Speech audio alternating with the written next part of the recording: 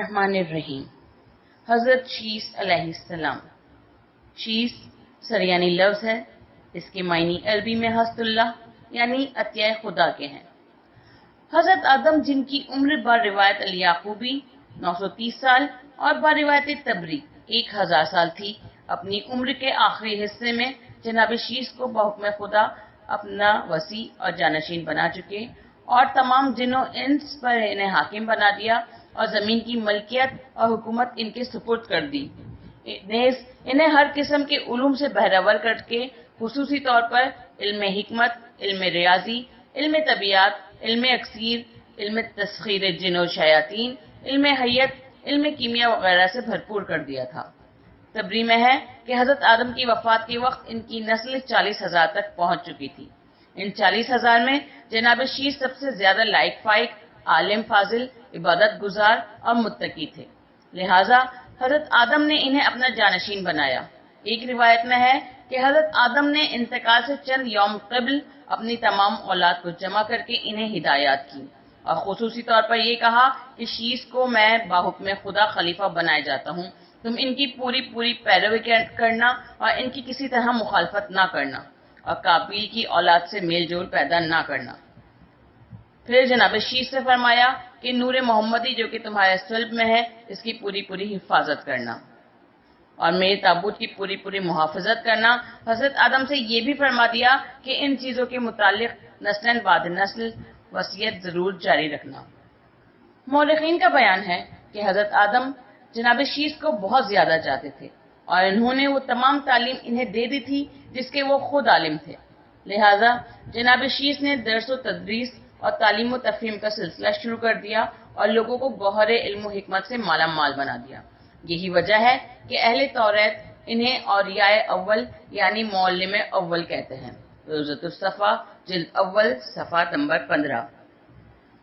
علامہ عبدالواحد حنفی لکھتے ہیں کہ حضرت شیس حضرت آدم علیہ السلام سے مشابہ تھے اور ان کی بیوی جناب حوا سے مشابہ تھی۔ وہ یہ بھی تحریر کرتے ہیں کہ جب حضرت شیس کی بیوی حاملہ ہوئی تو ہر طرف سے ان کے کان میں یہ آواز آتی تھی کہ تیرے شکم میں نور محمدی پہنچ گیا ہے، خدا مبارک کرے، اور یہ آواز اس وقت تک آتی رہی جب تک کہ جناب انوش پیدا نہیں ہو گئے۔ انوش کے معنی صادق کے ہیں۔ عجائب القصص صفحہ نمبر 53 اور روضۃ الصفا جلد اول صفحہ 6۔ علامہ سپاہی کاشانی لکھتے ہیں کہ جب حضرت شیس کی عمر 150 سال کی ہوئی تو جناب انوش پیدا ہوئے۔ ایک روایت میں ہے کہ جس وقت وہ پیدا ہوئے تو نور محمدی صلی اللہ علیہ وآلہ وسلم ان کی پیشانی میں چمک رہا تھا کہ وہ پہلے شخص ہیں جنہوں نے درخت خرما کی کاشت کی ہے اور صدقہ نکالا ہے۔ حضرت شیس مبعوث برسالت۔ مورخین کا بیان ہے کہ حضرت آدم کا انتقال ہو گیا تھا اور آپ ان کے جانشین کی حیثیت سے تبلیغ کر رہے تھے تو خدا نے انہیں مبعوث برسالت فرمایا اور ان پر صحائف کا نزول شروع ہوا۔ اکثر روایت میں ہے کہ آپ پر 50 صحیفے نازل ہوئے، ایک روایت میں ہے کہ آپ پر 235 صحیفے نازل ہوئے۔ آپ انہی صحیفوں کے ذریعے سے دلائل وحدانیت اور تعلیم، فرائض و احکام فرماتے تھے اور سنن و شرع اور حدود خداوندی بیان فرمایا کرتے تھے۔ فرزندان آدم کو تعلیم دیتے تھے اور عبادت خدا کی طرف انہیں مائل کرنے کی کوشش کرتے تھے۔ مکے میں رہتے تھے اور حج و عمرہ بجا لایا کرتے تھے۔ ایک روایت میں ہے کہ آپ ہی وہ پہلے شخص ہیں جو حضرت آدم کے بعد مبعوث برسالت ہوئے ہیں۔ جناب انوش کی جانشینی۔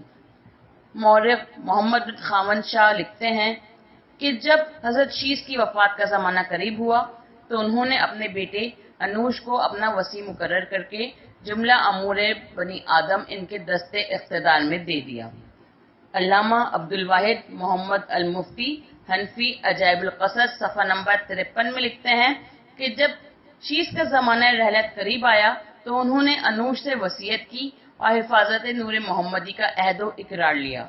علامہ مجلسی اور علامہ بہائی تحریر فرماتے ہیں کہ یہ جانشینی کا عمل 18 ذی الحج کو کیا گیا تھا۔ جناب شیس کی علالت اور وفات۔ جب حضرت شیس جناب انوش کو اپنا جانشین بنا چکے اور ان کی عمر بروایت علامہ مجلسی رحمۃ اللہ علیہ 912 سال کی ہو گئی تو وہ علیل ہو گئے۔ مورخ ابن واضح المدفی 292 لکھتے ہیں کہ حضرت آدم کے بعد ان کے بیٹے شیس ان کے قائم مقام ہوئے اور انہوں نے اپنی قوم کو تقوی اور عمل صالح کی ہدایت کی، اور وہ ایسے ہو گئے کہ تسبیح و تقدیس میں مشغول رہتے تھے۔ نہ ان میں بغض و حسد تھا، نہ آپس میں دشمنی تھی، نہ تہمت ترازی تھی کہ کذب بیانی تھی، نہ کسی قسم کی ان میں برائی تھی۔ وہ جب قسم کھاتے تھے تو خون حابیل کی کھاتے تھے۔ پھر جب ان کی وفات قریب ہوئی تو انہوں نے اپنے بیٹے اور نبیگان کو طلب فرمایا اور ان کی عورتوں کو بلایا اور انہیں دعائیں دی اور خون حابیل کی قسم دے کر فرمایا کہ تم لوگ اس مقدس پہاڑ سے نیچے نہ اترنا اور اولاد قابیل سے میل جول پیدا نہ کرنا۔ اس کے بعد اپنے بیٹے انوش کو اپنا جانشین مقرر کیا اور انہیں حکم دیا کہ تابوت آدم کی حفاظت کرنا اور تقوی کو اپنا شعار قرار دینا، نیز اپنی قوم کو تقوی کی ہدایت کرنا اور انہیں عبادت خداوندی کی طرف دعوت دیتے رہنا۔ پھر منگل کے دن 27 ماہ آپ کو 3 گھنٹے دن چڑھے وفات پا گئے۔ تاریخ یعقوبی صفحہ نمبر 4۔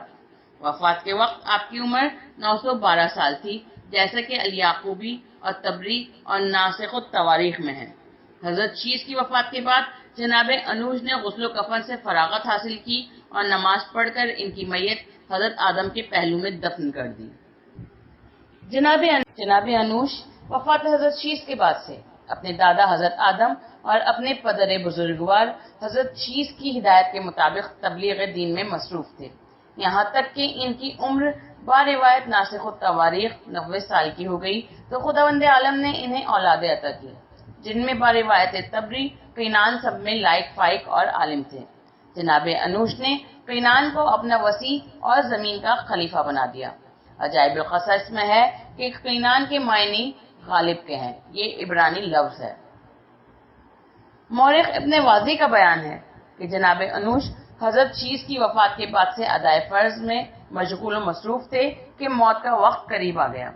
جناب انوش نے تمام اولاد و اعضاء کو جمع ہونے کا حکم دیا اور جب سب جمع ہو گئے تو انہوں نے سب کو دعائیں دی اور جناب شیس کی طرح وصیت کی کہ تم لوگ پہاڑ سے نیچے نہ اترنا اور اولاد قابیل سے میل جول پیدا نہ کرنا، اور قیان سے کہا کہ میرے بعد امور دین و دنیا کو نہایت خوبصورتی سے انجام دینا اور تابوت آدم کی حفاظت کرنا۔ وصیت سے فراغت کے بعد جناب انوش بن شیس بن آدم ماہ تشرین اول کی 3 تاریخ کو غروب آفتاب کے وقت انتقال کر گئے۔ آپ کی عمر 965 سال تھی۔ تاریخ یعقوبی صفحہ نمبر 4۔ جناب انوش کی وفات کے بعد سے پوری ذمہ داری کے ساتھ جناب قینان نے تبلیغ کے فرائض ادا کرنے شروع کر دیے اور اپنی پوری جدوجہد کے ساتھ اچھی خاصی کامیابی حاصل کی۔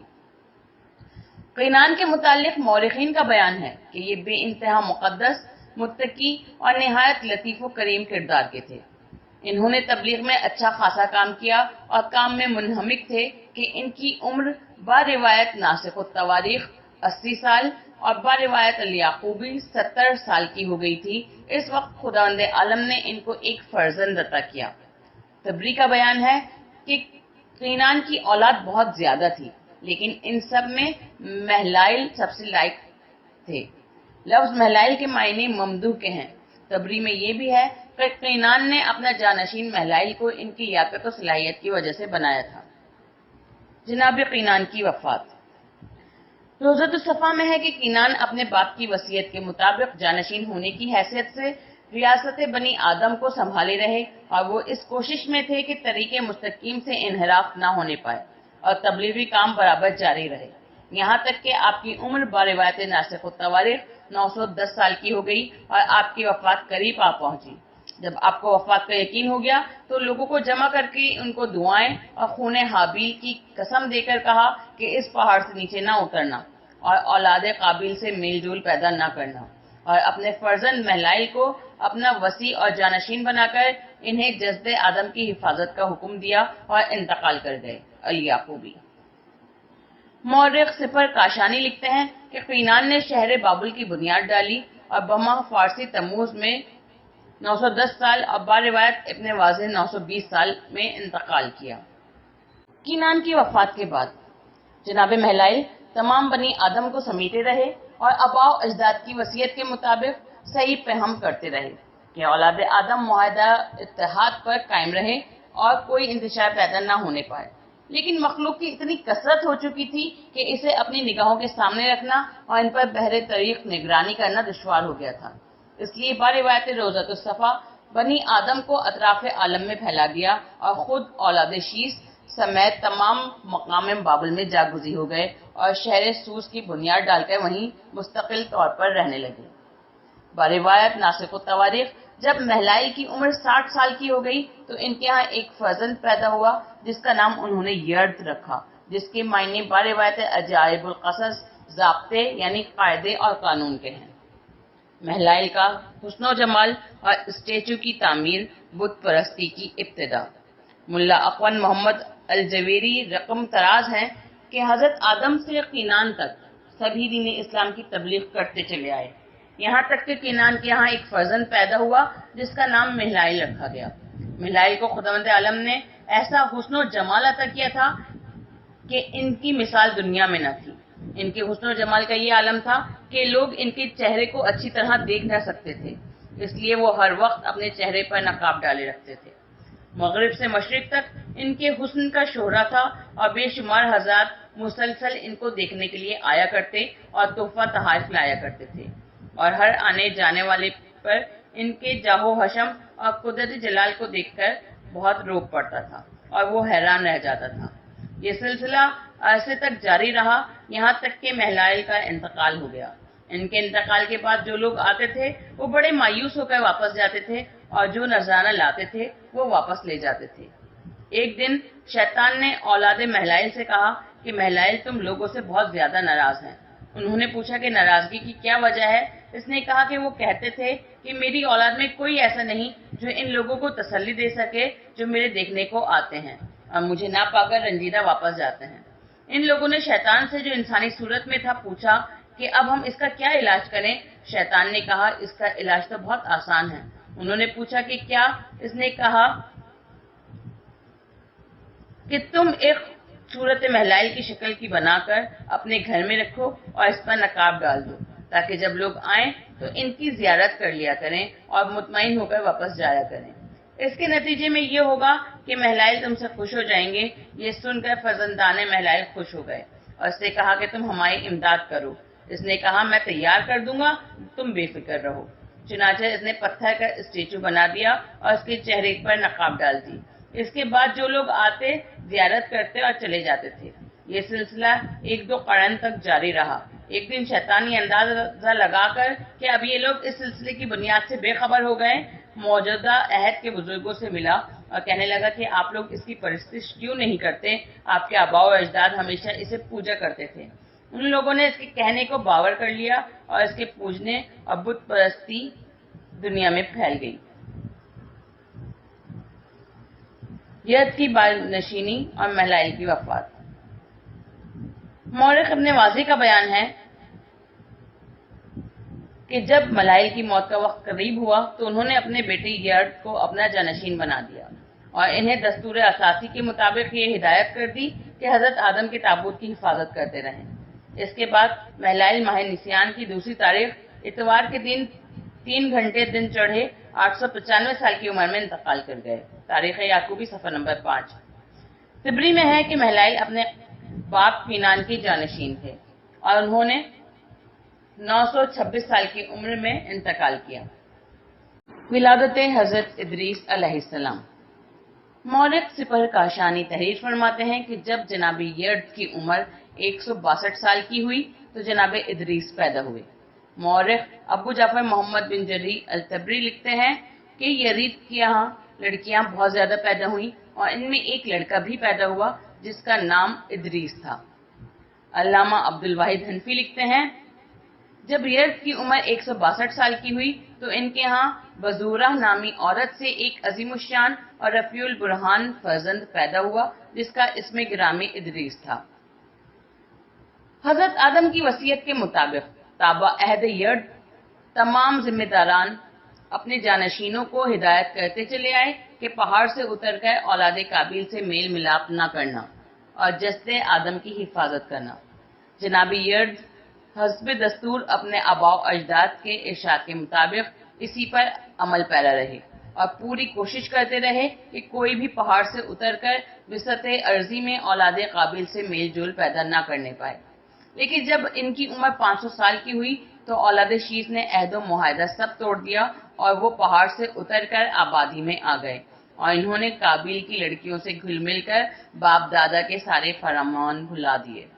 ان لوگوں کے پہاڑ سے اتر کر اولاد قابل سے ملاقات کا سبب یہ تھا کہ ابلیس نے اولاد قابل میں سے 2 آدمیوں کو جن کے نام یوبل اور تبلقین تھا منتخب کر کے انہیں خوب گانا بجانا سکھایا اور ہر قسم کے آلات لہب و لعب بنانے میں ماہر کر دیا. پھر ان سے کہا کہ بہت سی جمعیت لے کر کوہ ابو قیس کے دامن میں جاؤ اور گاؤ بجاؤ اور رقص کرو.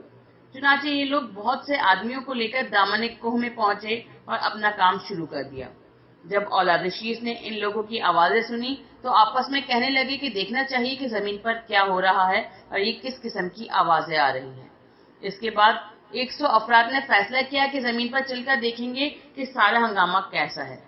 جب جناب یرد کو ان کے عزائم معلوم ہوئے تو انہوں نے سب کو بلا کر انہیں آدم سے لے کر مہلائل تک کی وصیتوں کا حوالہ دے کر بدم حابیل روکنا چاہا مگر وہ نہ مانے.